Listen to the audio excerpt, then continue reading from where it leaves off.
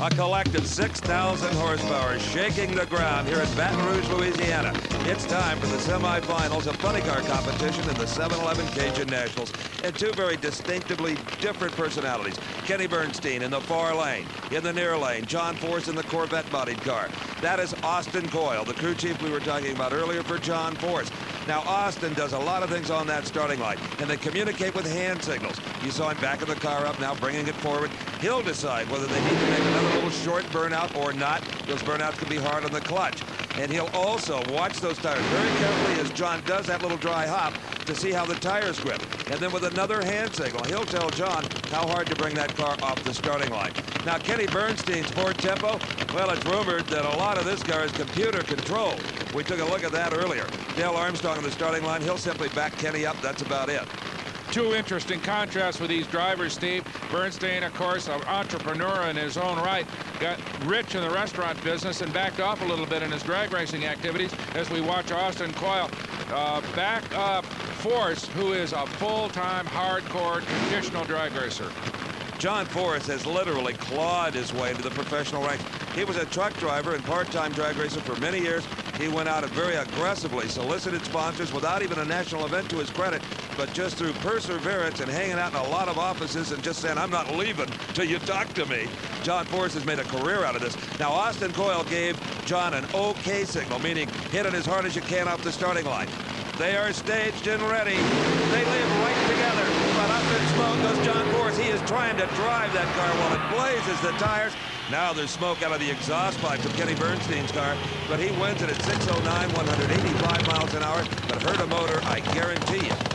Well, Austin Coyle may be rethinking that. Had he given him the sign to take it easy, he would have beaten Bernstein, because Bernstein's motor broke at the other end, and a conservative pass by Force would have won that race for him.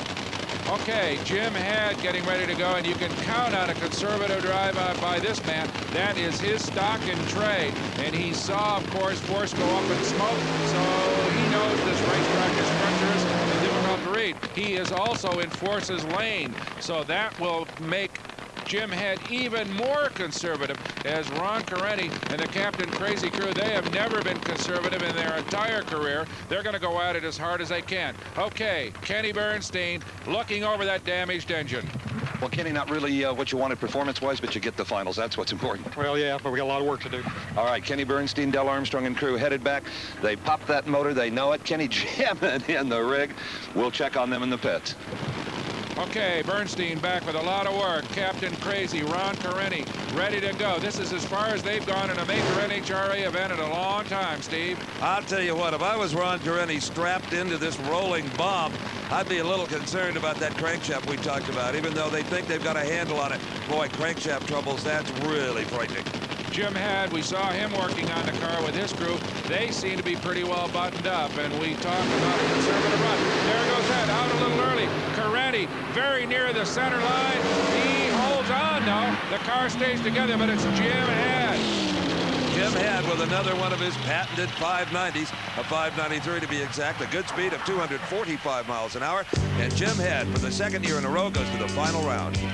With one of his trademark straight-ahead drives, but full marks go to the Captain Crazy crew and Ron Correnti. They gave it a super try, went all the way to the far end before it was decided, and the motor stayed together. So, a disappointed Ron Correnti out of it, but an excellent day overall for him. You know, at this point in the race, we're usually pretty preoccupied with winners, but my friend Ron Correnti, you put up such a fight that I just got to say goodbye. I'm tired. I have to give in. Crank was hurt a little bit that time, you know it was, and I didn't want to push it too hard. I didn't use our button that time. But Beating the high speed? Right.